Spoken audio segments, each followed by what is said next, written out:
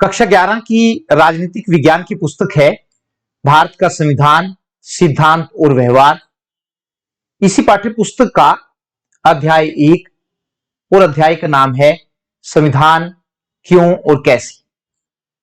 तो इसी अध्याय 1 के आज हम पाठ्य पुस्तक के प्रश्नोत्तरों और अन्य महत्वपूर्ण प्रश्नों को करेंगे। तो पहला प्रश्न है, इनमें से कौन सा संविधान का कार्य नहीं है? 4 ऑप्शन आपके पास दे रखे हैं। क है, यह नागरिकों के अधिकारों की गारंटी देता है। ख है, यह शासन की विभिन्न शाखाओं की शक्तियों के अलग अलग क्षेत्र का रेखांकन करता है। ग है, यह सुनिश्चित करता है कि सत्ता में अच्छे लोग आए। और घ है, यह कुछ साझे मूल्यों की अभिव्यक्ति करता है। तो प्रश्न पूछा है संविधान का कार्य नहीं है, तो कार्य जो नहीं है वो इसका ऑप्शन आएगा ग। यह सुनिश्चित करता है कि सत्ता में अच्छे लोग आए। संविधान का काम सुनिश्चित करना नहीं होता है कि सत्ता में अच्छे लोग आए, ये लोगों का काम होता है कि चुनाव के द्वारा वे अच्छे लोगों को चुने। तो इसका जो काम नहीं है संविधान का, वो यह सुनिश्चित करता है ग कि सत्ता में अच्छे लोग आए। प्रश्न नंबर 2 जो है, निम्नलिखित में से कौन सा कथन इस बात की एक बेहतर दलील है कि संविधान की प्रामाणिकता संसद से ज्यादा है, कि संविधान जो है वो संसद से ऊंचा है। निम्नलिखित में से कौन सा कथन इस बात की एक बेहतर दलील है कि संविधान की प्रामाणिकता संसद से ज्यादा है? तो इसमें क्या ऑप्शन है, संसद के अस्तित्व में आने से कहीं पहले संविधान बनाया जा चुका था। ख, संविधान के निर्माता संसद के सदस्यों से कहीं ज्यादा बड़े नेता थे। ग, संविधान ही यह बताता है कि संसद कैसे बनाई जाए और इसे कौन कौन सी शक्तियां प्राप्त होंगी। घ है, संसद संविधान का संशोधन नहीं कर सकती है।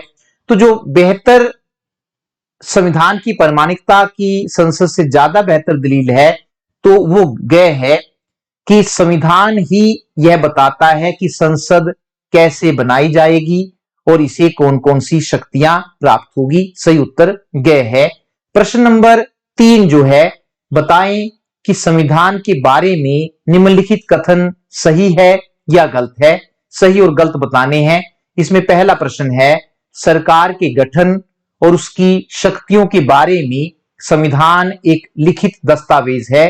तो यह कथन सही है क्योंकि संविधान में सरकार की शक्तियों और उसके संगठन की पूरी जानकारी होती है। खैर जो है प्रश्न है, संविधान सिर्फ लोकतांत्रिक देशों में होता है और इसकी जरूरत ऐसे देशों में ही होती है, यानी कि लोकतांत्रिक देशों में ही होती है। संविधान सिर्फ लोकतांत्रिक देशों में ही होता है और इसकी जरूरत ऐसे देशों में ही होती है। तो इसका उत्तर जो है वो गलत है क्योंकि संविधान ऐसे देशों में भी हो सकता है जो लोकतांत्रिक नहीं माने जाते हैं। प्रश्न ग है इसी का तीसरे का पार्ट ग, संविधान एक कानूनी दस्तावेज है और आदर्शों तथा मूल्यों से इसका कोई सरोकार नहीं है। तो इसका उत्तर भी है वो गलत है क्योंकि संविधान एक कानूनी दस्तावेज होने के साथ साथ वास्तव में आदर्श और मूल्य भी हैं।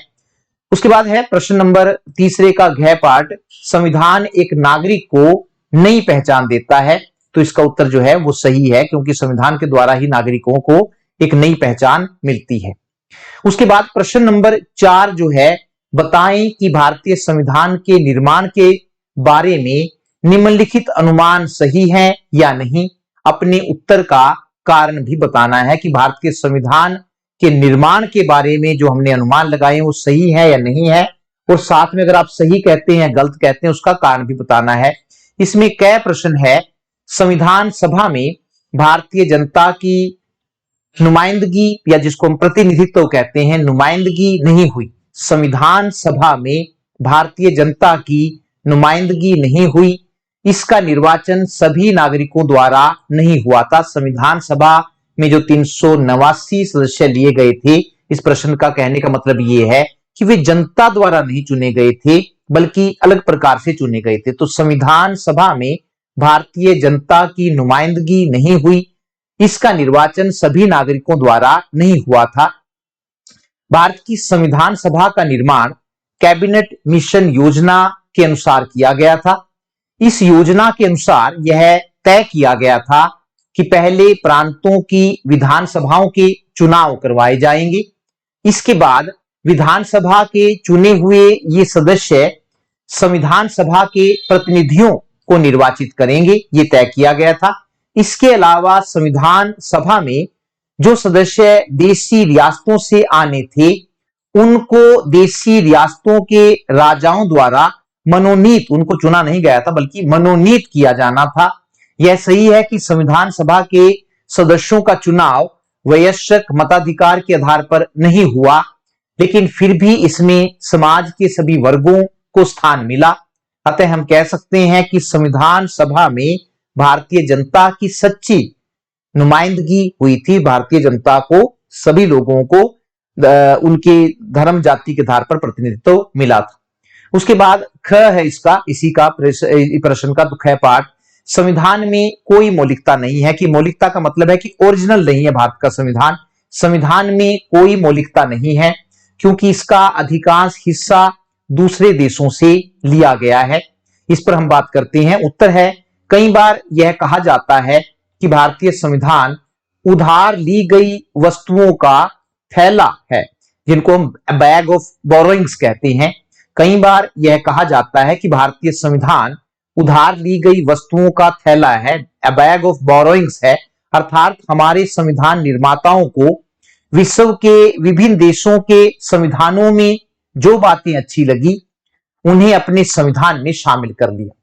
लेकिन वास्तव में ऐसा नहीं है। हमने विभिन्न देशों के संविधानों की आंख बंद करके नकल नहीं की है, बल्कि विभिन्न देशों के संविधानों की केवल उन्हीं विशेषताओं को ग्रहण किया है जो भारतीय परिस्थितियों के अनुकूल थी। अतः उन विशेषताओं को भारतीय परिस्थितियों के अनुसार संशोधित करके अपनाने से भारतीय संविधान में मौलिकता आ गई है। जो का तो हमने उन वस्तुओं को नहीं जोड़ा है या उन धाराओं को जोड़ा नहीं है, बल्कि अपनी परिस्थितियों के अनुसार उनमें संशोधन किया है। इसलिए भारत के संविधान में मौलिकता आ गई है। अतः हम कह सकते हैं कि भारतीय संविधान मौलिक है, ओरिजिनल है। प्रश्न नंबर 5 है, किसी देश के लिए संविधान में शक्तियों और जिम्मेदारियों का साफ साफ निर्धारण करना क्यों जरूरी है? किसी देश के लिए संविधान में शक्तियों और जिम्मेदारियों का साफ साफ निर्धारण करना क्यों जरूरी है? इस तरह का निर्धारण न हो तो क्या होगा? एक इंपॉर्टेंट प्रश्न है। तो किसी देश के संविधान में शक्तियों और जिम्मेदारियों का साफ साफ निर्धारण करना इसलिए जरूरी है ताकि देश का शासन ठीक प्रकार से चल सके। यदि संविधान में शक्तियों और जिम्मेदारियों का साफ साफ वर्णन न किया जाए तो इससे सरकार का कोई भी अंग ठीक प्रकार से काम नहीं कर पाएगा। सरकार के तीनों अंग एक दूसरे के कामों में दखल अंदाजी करना शुरू कर देंगे। इसलिए शक्तियों का साफ साफ वर्णन करना जरूरी होता है। प्रश्न नंबर 6 जो है वो कहता है कि संविधान के लिए शासकों की सीमा का निर्धारण करना क्यों जरूरी है? दोबारा फिर दोहराते हैं, संविधान के लिए शासकों की सीमा का निर्धारण करना क्यों जरूरी है? कि संविधान में ऐसा क्यों किया जाता है कि शासकों को यही काम करना है? क्या कोई ऐसा भी संविधान हो सकता है जो नागरिकों को कोई अधिकार न दे? तो संविधान के लिए शासकों की सीमा का निर्धारण करना इसलिए जरूरी है ताकि शासक निरंकुश और तानाशाह न बन सके। दोबारा फिर रिपीट कर रहे हैं, संविधान के लिए शासकों की सीमा का निर्धारण करना इसलिए जरूरी है ताकि शासक निरंकुश और तानाशाह न बन सके, मनमाना व्यवहार न करने लग जाए। यदि संविधान द्वारा शासकों पर नियंत्रण न रखा जाए तो शासक अपनी मर्जी से कानून बनाकर जनता की स्वतंत्रता को छीन सकते हैं। इसलिए संविधान में शासकों की शक्तियों पर नियंत्रण लगाने के लिए अनेक प्रावधान किए जाते हैं। एक और प्रश्न पूछा है, क्या कोई ऐसा भी संविधान हो सकता है जो नागरिकों को कोई अधिकार न दे? तो विश्व में किसी भी देश का संविधान ऐसा नहीं है जो अपने नागरिकों को अधिकार न दे। प्रश्न नंबर 7 है, इंपॉर्टेंट प्रश्न है, संविधान से आप क्या समझते हो? तो साधारण शब्दों में हम कह सकते हैं कि संविधान लिखित और अलिखित नियमों का ऐसा संग्रह है, यह एक ऐसी किताब है। साधारण शब्दों में हम कह सकते हैं कि संविधान लिखित और अलिखित नियमों का ऐसा संग्रह है जिसके अनुसार किसी देश की सरकार चलती है। या फिर दूसरे शब्दों में हम कह सकते हैं कि संविधान लिखित और अलिखित नियमों का ऐसा संग्रह है जिसमें सरकार के संगठन, संरचना, कार्यों, नागरिकों के अधिकारों और कर्तव्यों का वर्णन होता है। तो इससे आप समझ गए होंगे संविधान के अर्थ को अच्छी प्रकार से। एक और प्रश्न है, प्रश्न नंबर 8, संविधान कितने प्रकार के होते हैं? यह भी महत्वपूर्ण प्रश्न है। तो संविधान कई प्रकार के हो सकते हैं, उनको हम अलग अलग वर्गों में रख सकते हैं। तो उसमें पहला जो वर्गीकरण है वो है विकसित और निर्मित संविधान। अब ये विकसित कौन सा होता है? तो पहले विकसित संविधान। विकसित संविधान वह संविधान होता है जो किसी विशेष समय पर नहीं बनाया जाता है। दोबारा फिर रिपीट करते हैं, विकसित संविधान वह संविधान होता है जो किसी विशेष समय पर नहीं बनाया जाता है, बल्कि समय के साथ साथ धीरे धीरे विकसित होता है। किसी विशेष समय पर नहीं बनाया जाता है, बल्कि समय के साथ धीरे धीरे विकसित होता है। जैसे इंग्लैंड का संविधान एक विकसित संविधान है। और उसके बाद है निर्मित संविधान। निर्मित संविधान वह संविधान होता है जो किसी विशेष समय पर किसी संविधान सभा द्वारा बनाया जाता है। दोबारा फिर रिपीट करते हैं ताकि आप दोनों के अंतर को समझ सके। निर्मित संविधान वह संविधान होता है जो किसी विशेष समय पर किसी संविधान सभा द्वारा बनाया जाता है। जैसे भारत का संविधान निर्मित संविधान है। एक और वर्गीकरण है संविधान का, और वो है लिखित और अलिखित संविधान। तो पहले लिखित करते हैं। लिखित संविधान, लिखित संविधान वह संविधान होता है जिसमें नियम और कानून लिखित रूप में होते हैं। नाम से ही पता लग रहा है कि वह संविधान होता है जिसमें नियम और कानून लिखित रूप में होते हैं। जैसे भारत का संविधान लिखित संविधान है जो एक किताब के रूप में हमारे सामने उपलब्ध है। अलिखित संविधान, अलिखित संविधान वह संविधान होता है जो लिखित रूप में नहीं होता है। जैसे इंग्लैंड का संविधान अलिखित संविधान है। तो इंपॉर्टेंट लाइन है, आप नोट कर लीजिए। जैसे इंग्लैंड का संविधान अलिखित संविधान है। एक और वर्गीकरण आता है संविधान का, और वो है लचीला और कठोर संविधान। तो पहले लचीला करते हैं। लचीला संविधान, लचीला संविधान वह संविधान होता है जिसमें आसानी से संशोधन किया जा सकता है, जिसमें आसानी से बदलाव किया जा सकता है। और ख है कठोर संविधान। कठोर संविधान वह संविधान होता है जिसमें आसानी से संशोधन नहीं किया जा सकता है। इसमें संशोधन करने के लिए विशेष प्रक्रिया अपनानी पड़ती है और जो बहुत कठिन होती है। प्रश्न नंबर 9 है, हमें संविधान की आवश्यकता क्यों पड़ती है? इंपॉर्टेंट प्रश्न है, कई बार परीक्षा में आया है। हमें संविधान की आवश्यकता क्यों पड़ती है? तो कुछ पॉइंट्स के जरिए इसको समझाया जा सकता है। उसमें पहला है कि संविधान में सरकार के विभिन्न अंगों और उनके द्वारा किए जाने वाले कार्यों का वर्णन होता है। इसका लाभ यह होता है कि सरकार का कोई भी अंग एक दूसरे के कामों में दखल अंदाजी नहीं करता, जिससे उनमें झगड़े भी नहीं होते हैं। अगर संविधान न हो, सब कुछ लिखा न हो, तो सरकार के अंगों में झगड़े हो सकते हैं। दूसरा पॉइंट है कि संविधान में नागरिकों के अधिकारों का वर्णन होता है। साथ ही इस बात का भी वर्णन होता है कि यदि नागरिकों के अधिकार उनसे छीने जाते हैं तो वे उनकी रक्षा के लिए क्या क्या कर सकते हैं।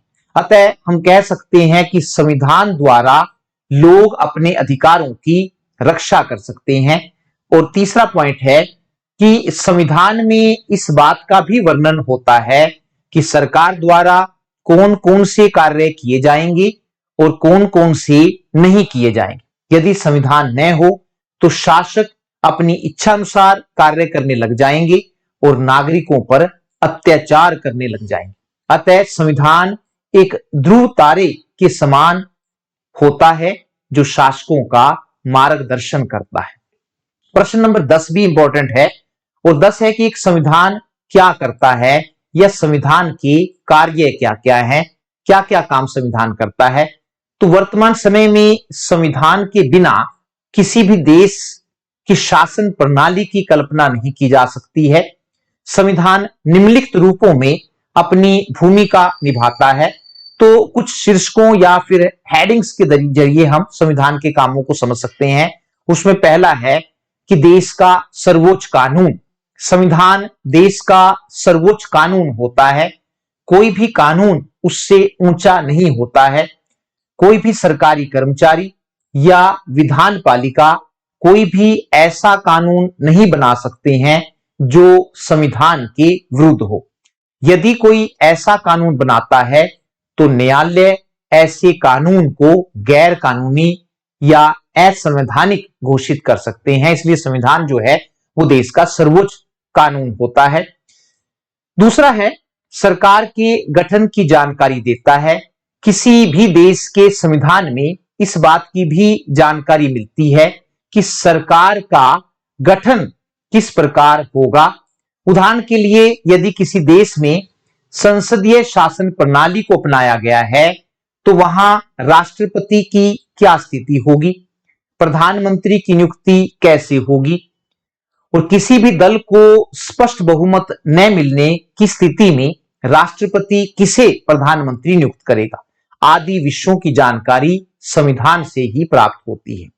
और संविधान का जो तीसरा काम है वो है सरकार के स्वरूप की जानकारी। किसी भी देश के संविधान से हमें सरकार के स्वरूप की जानकारी भी मिलती है। सरकार के अनेक रूप होते हैं जैसे अध्यक्षात्मक सरकार, संसदीय सरकार, एकात्मक सरकार, संघात्मक सरकार, लोकतांत्रिक सरकार, तानाशाही सरकार आदि। तो संविधान को पढ़कर हम बता सकते हैं कि सरकार का स्वरूप कैसा होगा। और संविधान का चौथा काम है सरकार के अंगों के कामों की जानकारी। सरकार के अंगों के कार्यों की जानकारी। किसी भी देश के संविधान से हमें इस बात की भी जानकारी मिलती है कि सरकार के विभिन्न अंगों के क्या क्या कार्य होंगे। इस बात की भी जानकारी मिलती है कि सरकार के विभिन्न अंगों के क्या क्या कार्य होंगे। सरकार के 3 अंग होते हैं, विधान पालिका, कार्यपालिका और न्यायपालिका। संविधान में इन तीनों अंगों की संरचना, उनके कार्यों, शक्तियों आदि की पूरी व्याख्या होती है। और 5वां जो संविधान का काम है वो है नागरिकों के मौलिक अधिकारों और कर्तव्यों का वर्णन। तो संविधान का अंतिम उद्देश्य अपने नागरिकों का सर्वांगीण विकास करना भी होता है। इसके लिए वह अपने नागरिकों को अनेक प्रकार के मौलिक अधिकार प्रदान करता है और उनकी रक्षा भी करता है। उदाहरण के लिए भारत के संविधान की धारा 32 में संवैधानिक उपचारों के अधिकार का वर्णन किया गया है। इसमें यह बताया गया है कि यदि नागरिकों के मौलिक अधिकार उनसे छीने जाते हैं तो वे क्या क्या कर सकते हैं।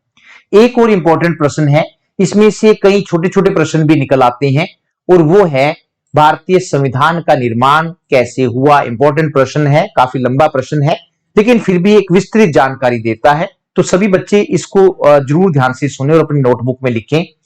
1945 में जब दूसरा विश्व युद्ध खत्म हुआ, 1939 में दूसरा विश्व शुरू हुआ था और 1945 में जाकर वो खत्म हुआ। तो 1945 में जब दूसरा विश्व युद्ध खत्म हुआ तो उस समय इंग्लैंड इतना शक्तिशाली देश नहीं रहा था जितना पहले कभी हुआ करता था। इधर भारत में भी आजादी की मांग बढ़ती जा रही थी। 1946 में इंग्लैंड में चुनाव हुए।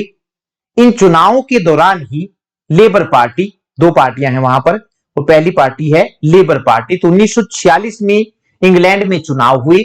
इन चुनावों के दौरान ही लेबर पार्टी के नेता लॉर्ड क्लेमेंट एटली ने यह घोषणा कर दी थी कि यदि इंग्लैंड में उनके दल की सरकार बनी तो वे भारत को स्वतंत्र कर देंगे। सौभाग्य से इन चुनावों में सर विंस्टन चर्चिल, नाम ध्यान से सुनिए, सौभाग्य से इन चुनाव में सर विंस्टन चर्चिल की पार्टी का नाम था कंजर्वेटिव पार्टी। मैंने दो पार्टी आपको बताई, लेबर पार्टी और कंजर्वेटिव पार्टी।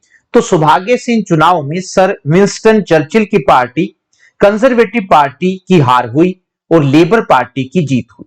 और लेबर पार्टी के नेता लॉर्ड क्लेमेंट एटली इंग्लैंड के प्रधानमंत्री बने। अंडरलाइन कर लीजिए, एक महत्वपूर्ण लाइन है। लेबर पार्टी के नेता लॉर्ड क्लेमेंट एटली इंग्लैंड के प्रधानमंत्री बने। लेकिन भारत को आजाद करने से पहले उसके लिए संविधान का निर्माण करना जरूरी था, ताकि सरकार को संविधान के अनुसार चलाया जा सके। इसी बात को ध्यान में रखते हुए प्रधानमंत्री बनने के कुछ समय बाद ही एटली ने भारत के नेताओं से बातचीत करने के लिए अपने मंत्रिमंडल के 3 सदस्यों को भारत भेजने का निर्णय लिया। और ये 3 सदस्य थे स्टैफर्ड क्रिप्स, दूसरे थे सर पैट्रिक लॉरेंस और तीसरे थे A.V. अलेक्जेंडर। दोबारा फिर रिपीट कर रहा हूं, Stafford Cripps, sir Patrick Lawrence और A.V. अलेक्जेंडर। इसे कैबिनेट मिशन का नाम, जो 3 सदस्य भारत में संविधान के निर्माण के बारे में आए थे, उन 3 सदस्यों के जो मिशन था उसको कैबिनेट मिशन का नाम दिया गया। 15 मार्च 1946 को एटली ने इंग्लैंड के कॉमन सदन, जैसे हमारे यहां लोकसभा राज्यसभा होती है तो वहां कॉमन सदन होता है, तो 15 मार्च 1946 को एटली ने इंग्लैंड के कॉमन सदन में भाषण देते हुए कहा था, उन्हीं के वचनों को मैं कोट कर रहा हूं, मेरे साथी, 3 साथी जो Stafford Cripps, sir Patrick Lawrence और A.V. अलेक्जेंडर, मेरे साथी भारत में इस इरादे से जा रहे हैं कि भारत की स्वतंत्रता प्राप्ति में सहायता कर सके और यह स्वतंत्रता उन्हें शीघ्र और पूर्ण रूप से मिल सके। वर्तमान सरकार के स्थान पर वे कौन? भारत के लोग। वर्तमान सरकार के स्थान पर वे भारत के लोग किस प्रकार की सरकार, व्हाट फॉर्म ऑफ गवर्नमेंट की स्थापना करेंगे, इसका निर्णय तो भारत को ही करना है। परंतु हमारी इच्छा उन्हें वे साधन प्रदान करना है जिनके द्वारा वे इस निर्णय तक पहुंच सके। इसके अलावा भारत का संविधान स्वयं बनाने के अधिकार को भी हमें मान्यता देनी चाहिए। तो ये बोलते हुए कॉमन सदन में उन्होंने कहा था।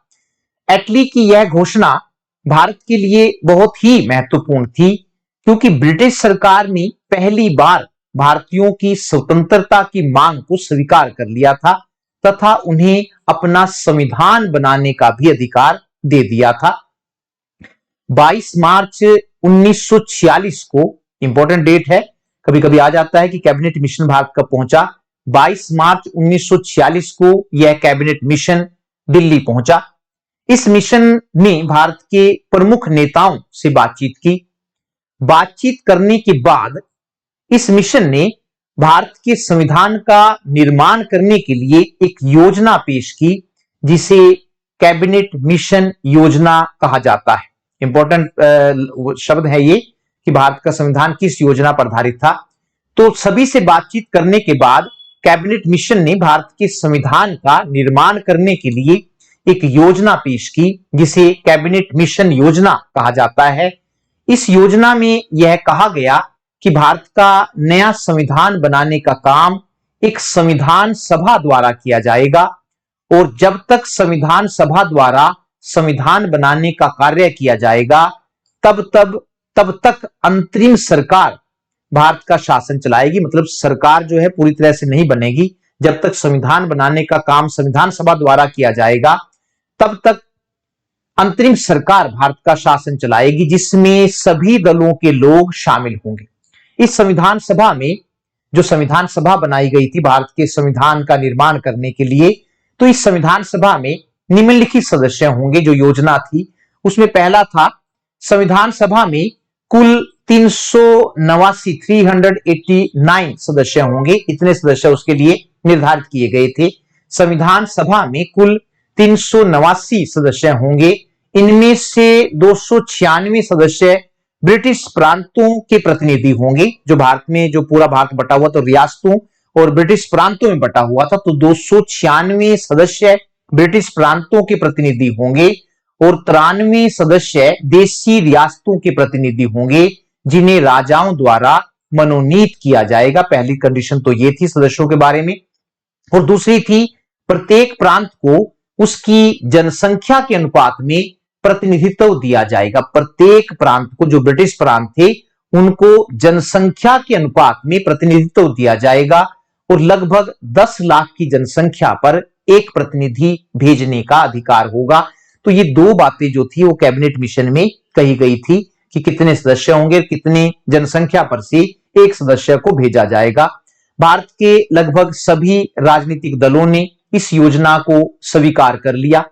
जुलाई 1946 में संविधान सभा के लिए चुनाव करवाए गए, जहां जिन ब्रिटिश प्रांतों से 296 सदस्य चुने जाने थे। तो जुलाई 1946 में 1946 में संविधान सभा के लिए चुनाव करवाए गए।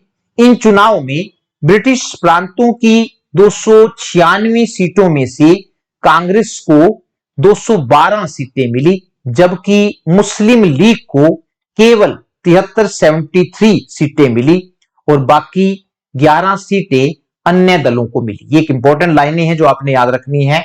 ब्रिटिश प्रांतों की 296 सीटों में से कांग्रेस को 212 सीटें मिली, जबकि मुस्लिम लीग को केवल 73 सीटें मिली, बाकी 11 सीटें अन्य दलों को मिली। कांग्रेस की इस शानदार सफलता से मुस्लिम लीग को गहरा धक्का लगा, इसलिए उसने संविधान सभा का बहिष्कार करने का निर्णय लिया और पाकिस्तान की मांग करनी शुरू कर दी। अगस्त 1946 में वायसराय ने कांग्रेस के नेता जवाहरलाल नेहरू को अंतरिम सरकार, इंटरिम गवर्नमेंट बनाने के लिए आमंत्रित किया। मुस्लिम लीग को भी इस सरकार में शामिल होने के लिए कहा गया।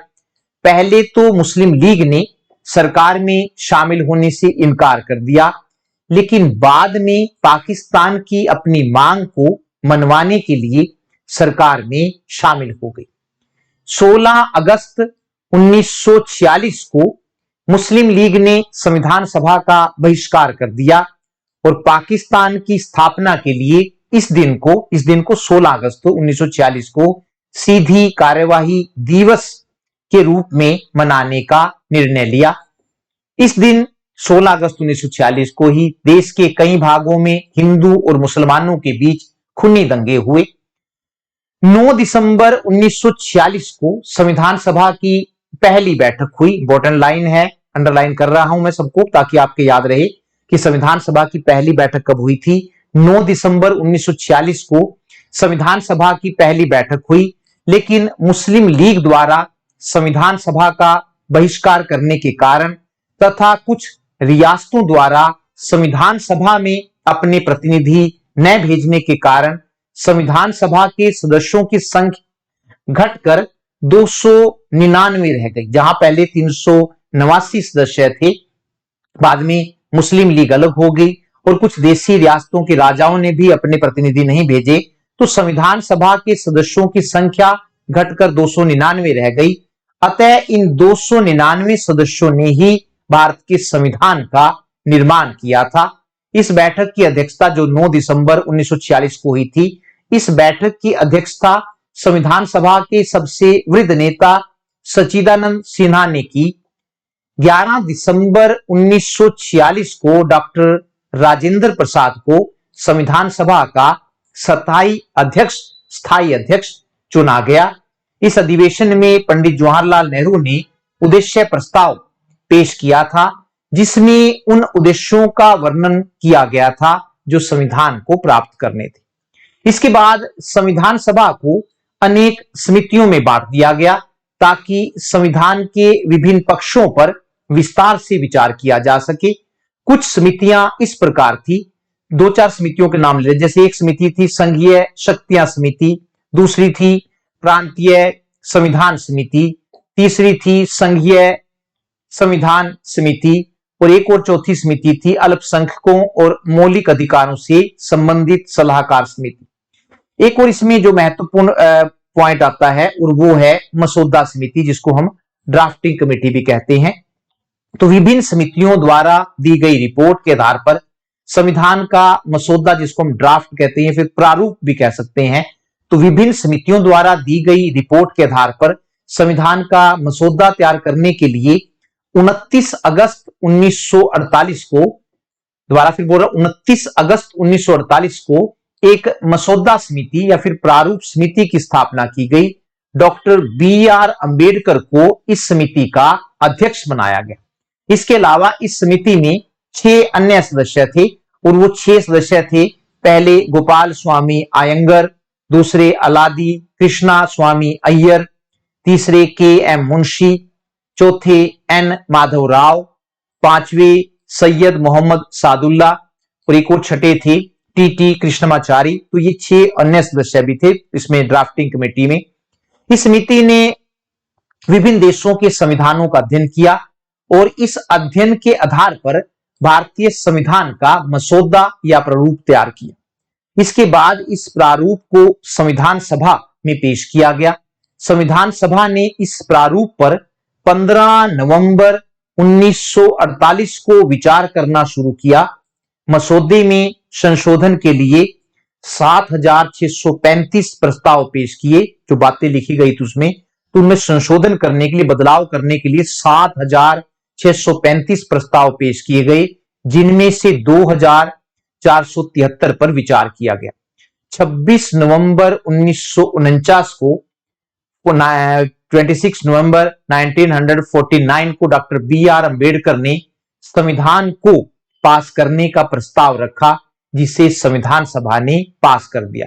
तो इस प्रकार भारत का संविधान बनने में 2 साल 11 महीने और 18 दिन, यानी कि अगर हम देखें 9 दिसंबर 1946 को पहली बैठक हुई थी, तो 9 दिसंबर 1946 से लेकर 26 नवंबर 1949 तक का यह 2 साल 11 महीने 18 दिन का समय लगा।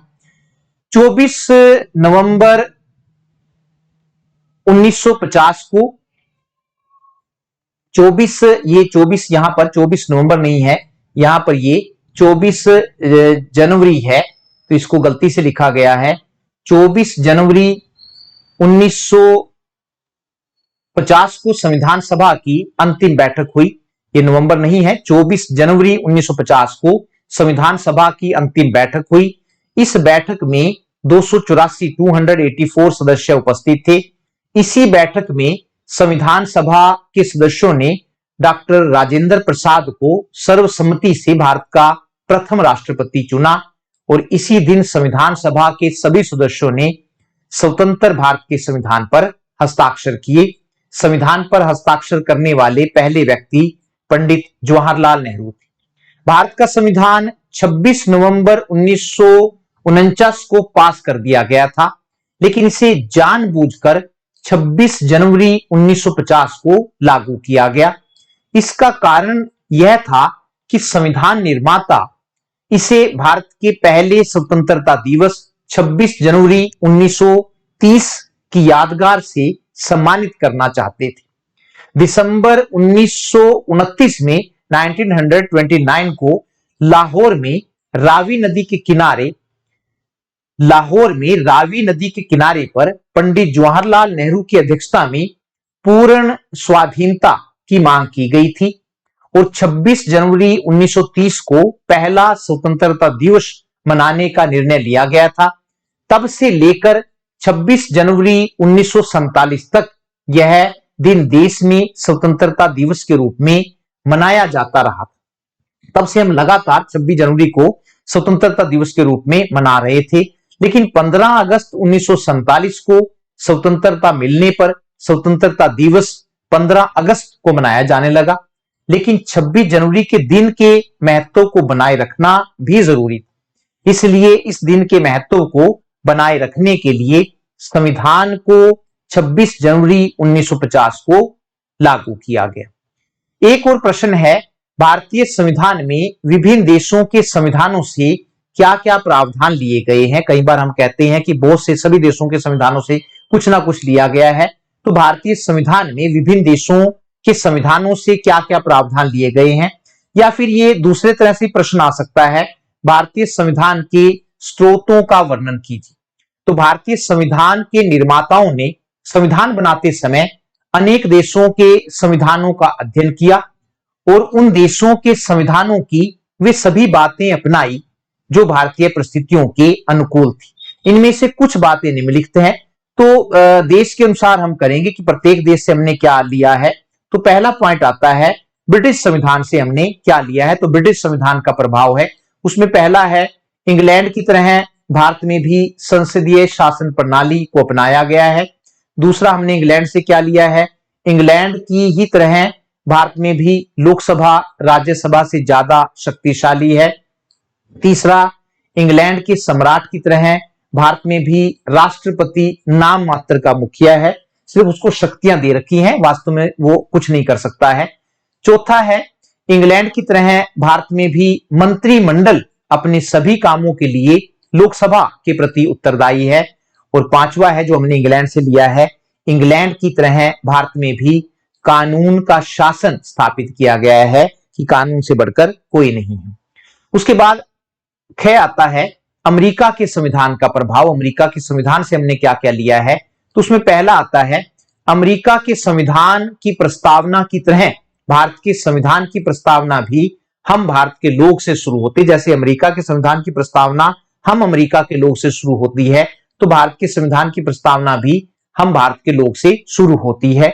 दूसरा जो हमने चीज ली है, भारत के संविधान में दिए गए मौलिक अधिकार अमेरिका के संविधान में दिए गए बिल ऑफ राइट्स, वहां पर उनको बिल ऑफ राइट्स कहते हैं, हमारे यहां पर उनको मौलिक अधिकार कहते हैं।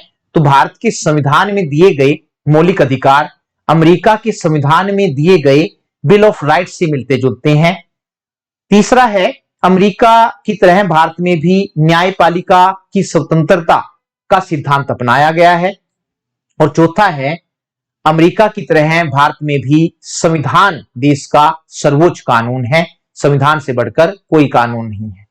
कनाडा की संविधान का प्रभाव, कनाडा के संविधान से हमने क्या क्या लिया है। तो उसमें पहला है कनाडा के संविधान की तरह भारत में भी भारत को राज्यों का संघ कहा गया है। दूसरा है कनाडा के संविधान की तरह भारत में भी केंद्र और राज्यों के बीच शक्तियों को बांटते समय केंद्र को ज्यादा शक्तियां दी गई है। और तीसरा है कनाडा के संविधान की तरह भारत में भी अवशिष्ट शक्तियां केंद्र सरकार को दी गई है। इसी प्रकार अगर हम आयरलैंड के संविधान की बात करें कि आयरलैंड के संविधान का हमारे संविधान पर क्या प्रभाव पड़ा है, तो उसमें पहला आता है राज्य नीति के निदेशक सिद्धांत आयरलैंड के संविधान से लिए गए हैं। और दूसरा है राष्ट्रपति द्वारा राज्यसभा में साहित्य, कला, विज्ञान तथा समाज सेवा के आधार पर कुछ सदस्य मनोनीत करने की व्यवस्था भी आयरलैंड के संविधान से ली गई है। धन्यवाद।